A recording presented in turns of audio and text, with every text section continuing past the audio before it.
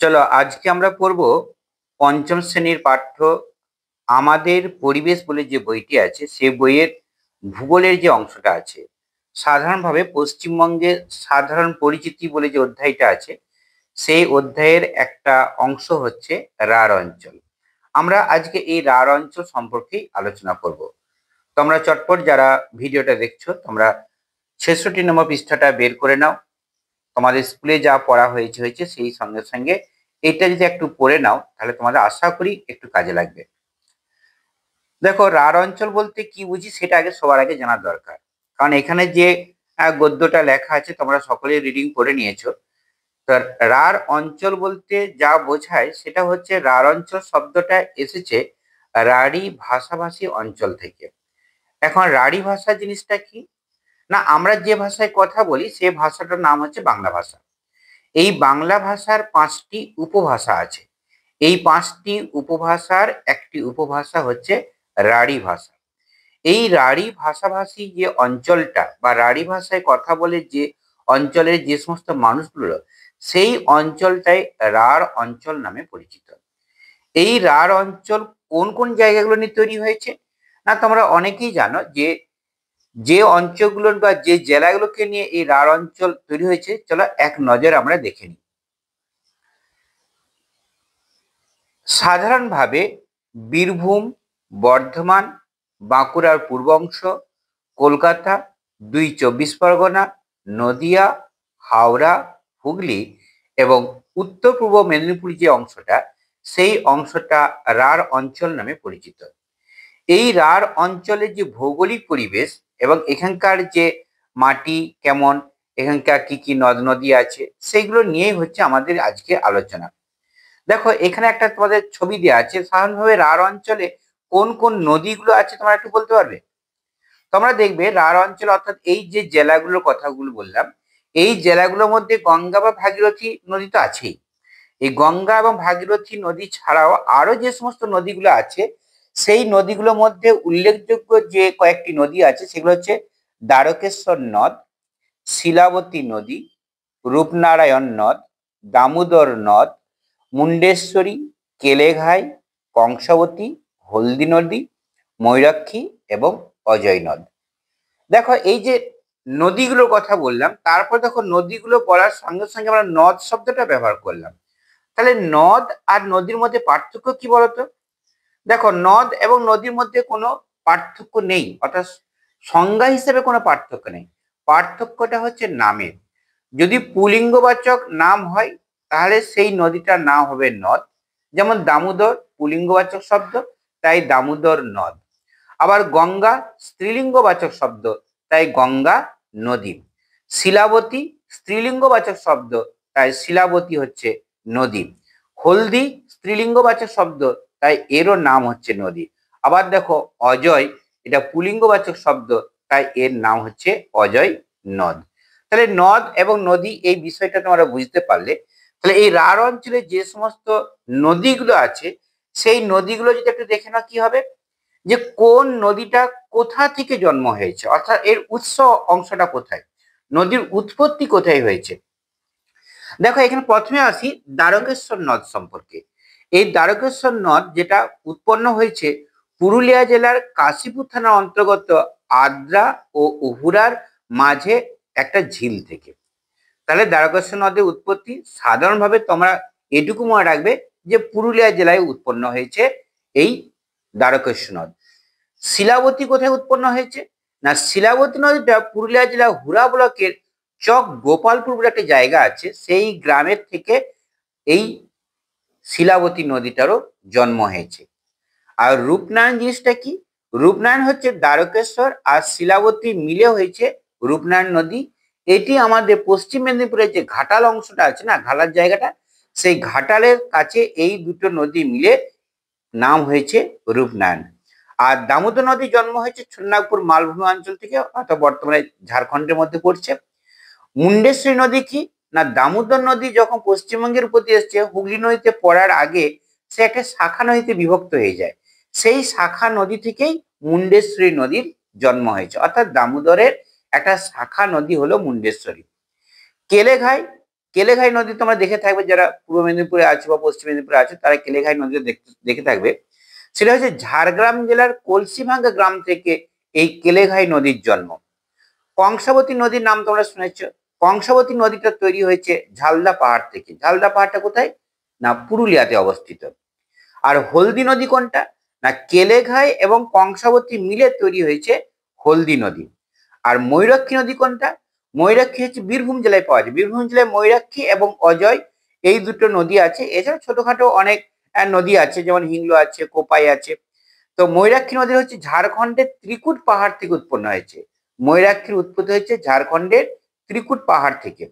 আর অজয় নদী উৎপন্ন হয়েছে বিহারের জামুই জেলার চাকাই ব্লকের বাটপার অঞ্চলের 300 মিটার উঁচু একটা পাহাড় আছে, সেই পাহাড় থেকে অজয় নদীর উৎপত্তি। তাহলে এইগুলো গেল হচ্ছে তোমাদের রাঢ় অঞ্চলের নদ এবং নদী এবং কোথা থেকে তারা উৎপন্ন হয়েছে। দেখো এখানে তোমাদের যে বইটা আছে, বইয়ের সঙ্গে আমি একটা ছবি তোমাদেরকে শেয়ার করছি স্ক্রিনে। তোমরা যদি ছবিটা দেখো তাহলে তোমাদের পড়াটা আরো সহজ হবে।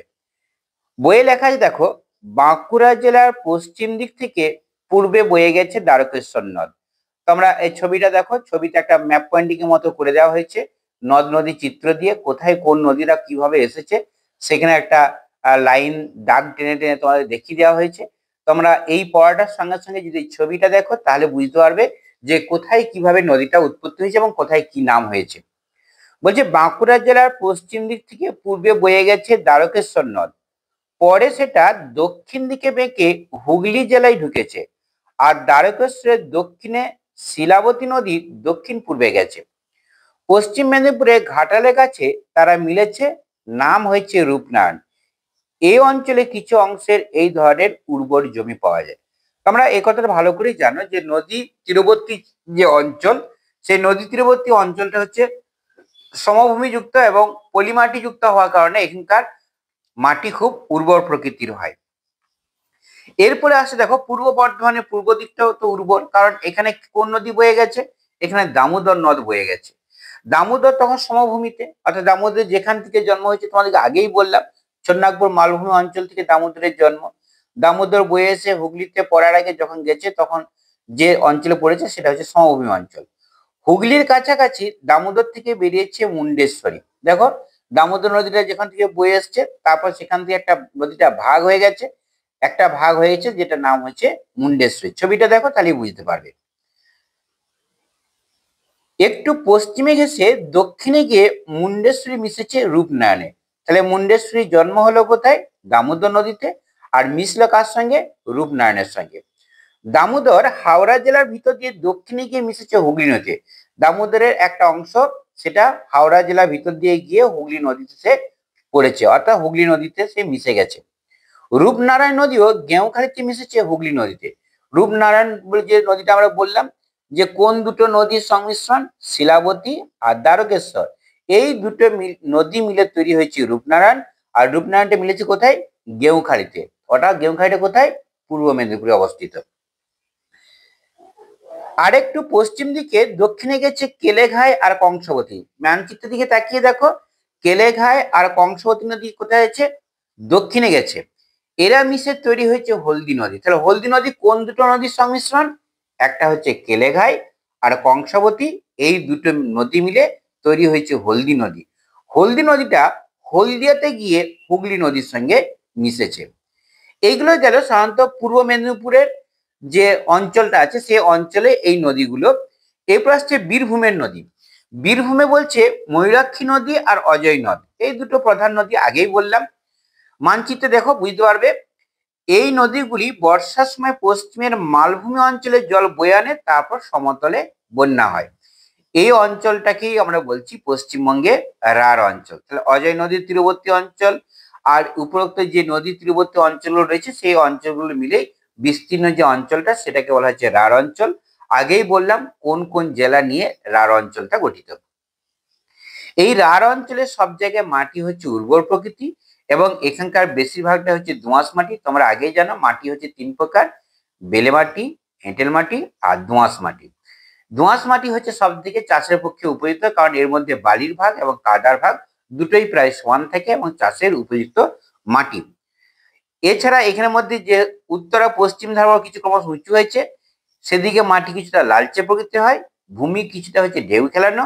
যত পূর্বে আর দক্ষিণে যাওয়া যাবে তত মাটির রং মেটে রং হবে। এছাড়াও রাঢ় অঞ্চলে কি সমস্ত স্বাভাবিক উদ্ভিদ আমরা দেখতে পাই? দেখো, স্বাভাবিক উদ্ভিদের ক্ষেত্রে বলবো, স্বাভাবিক উদ্ভিদ কাকে বলে? না, যে সমস্ত উদ্ভিদগুলো আপনার থেকে জন্ম নেয়। তাহলে এই নদীর তীরবর্তী অঞ্চল যেহেতু, সেখানে তো উদ্ভিদ তো জন্মাবেই। কিন্তু এই নদী তীরবর্তী অঞ্চলে উদ্ভিদ জন্মালো বিভিন্ন কারণে, মানুষ তাদের প্রয়োজনে এই সমস্ত গাছপালাগুলো কেটে নিয়েছে। পরবর্তীকালে কি করেছে না, পরিবেশের ভারসাম্য রক্ষা করার তাগিদে আরো কিছু ভাবে এই সমস্ত বন জঙ্গলকে লাগানো হয়েছে। কোন কোন গাছগুলো এখানে লাগানো হয়েছে? শাল, সেগুন, শিশু, মেহগনি, শিরীষ, আকাশমণি, কদম, বাবলা। অর্থাৎ এই রাঢ় অঞ্চলে এই সমস্ত গাছগুলোকে তোমরা বেশি বেশি পরিমাণে দেখতে পাবে। তো এই ছিল রাঢ় অঞ্চলের ভূমিরূপ, নদ নদী এবং এখানকার মাটি। এই চ্যাপ্টার থেকে যে সমস্ত প্রশ্নগুলো আসতে পারে সেই প্রশ্নগুলো তোমাদেরকে জানিয়ে দিচ্ছি, তোমরা বইটা থেকে এর উত্তরগুলো তৈরি করে নিও। যেমন বলছে, বাঁকুড়ার পূর্ব আর দক্ষিণ দিকের জমি কেমন? না, তোমরা এই উত্তরটা আগেই পেয়ে গেছো। বাঁকুড়া পূর্ব আর দক্ষিণ দিকের জমি বেশ উর্বর। দ্বারকেশ্বর নদ বাঁকুড়া জেলার কোন দিকে বয়ে গেছে? না, বইটা থেকে তোমরা উত্তরগুলো পেয়ে যাচ্ছ। দ্বারকেশ্বর নদ বাঁকুড়া জেলার পশ্চিম দিক থেকে পূর্বে বয়ে গেছে। ঠিক এরকম ভাবে আরো কিছু কিছু প্রশ্ন আছে, যে প্রশ্নগুলো আমি তুলে ধরছি, তোমরা বইটা থেকে সেই প্রশ্নের উত্তরগুলো তৈরি করে নাও। যেগুলো পারবে না সেগুলো আমাকে কমেন্টে জানিও। প্রশ্নগুলো একটা করে লিখে নাও। দ্বারকেশ্বর ও শিলাবতী নদীর জলধারা কোথায় মিলিত হয়ে কি নামে পরিচিত হয়েছে? মুন্ডেশ্বরী কোন নদীতে মিশেছে? পূর্ব বর্ধমানের পূর্ব দিকটা কেমন? দামোদর নদ কিভাবে প্রবাহিত হয়েছে? রূপনারায়ণ কোথায় গিয়ে হুগলি নদীতে মিশেছে? কোন কোন নদী মিশে হলদি নদী তৈরি হয়েছে? হলদিয়া কোথায় অবস্থিত? বীরভূম জেলায় অবস্থিত দু একটি প্রসিদ্ধ স্থানের নাম করো। যদিও এই উত্তরটা তোমাদের এইটুকু চ্যাপ্টার মধ্যে নেই, তবে তোমরা সকলেই জানো যে বীরভূমে হচ্ছে শান্তিনিকেতন অবস্থিত, তারাপীঠ বলে একটা তীর্থস্থান আছে সেটা অবস্থিত, বক্রেশ্বর সেখানে অবস্থিত। এছাড়া বীরভূমের দুটি নদ নদীর নাম করো। দেখো, বীরভূমের দুটি নদ নদী হচ্ছে অজয় আর ময়ূরাক্ষী। তাহলে নদ হলো অজয় আর ময়ূরাক্ষী হচ্ছে নদী। নদ নদী বললে দুটোই তোমরা পেয়ে গেলে, নদও পেলে আর নদীও পেলে। রাঢ় অঞ্চলের মাটি কিরূপ? রাঢ় অঞ্চলের উত্তর ও পশ্চিম দিকে ভূমি কিরূপ? রাঢ় অঞ্চলে কি কি গাছপালা দেখা যায়? আর রাঢ় অঞ্চলের নদীগুলোর বৈশিষ্ট্য কি? দেখো, এখানে নদীগুলোর বৈশিষ্ট্য বলতে নদীর দু ধরনের বৈশিষ্ট্য, একটা হচ্ছে বরফ গলা জলে পুষ্ট, আর একটা হচ্ছে বর্ষার জলে পুষ্ট। তো রাঢ় অঞ্চলে যতগুলো নদী আছে, বেশিরভাগ নদীগুলোর উৎপত্তি হয়েছে ছোটনাগপুর মালভূমি অঞ্চল থেকে। এবং ছোটনাগপুর মালভূমি অঞ্চল যেহেতু, সেখানে কোনো বরফ নেই, তাই এখানকার সমস্ত নদীগুলি কি হচ্ছে না, বৃষ্টির জলে বা বর্ষার জলে পুষ্ট। হলদি নদী কোথায় গিয়ে কোন নদীর সঙ্গে মিশেছে? এই ছিল তোমাদের, এই মোটামুটি ভাবে এই প্রশ্নগুলো করলেই আশা করছি তোমাদের এই পুরো চ্যাপ্টারটা পড়া হয়ে যাবে। ভালো করে পড়াশোনা করো, সমস্যা হলে আমাকে কমেন্টে জানাও। সকলে ভালো থাকো।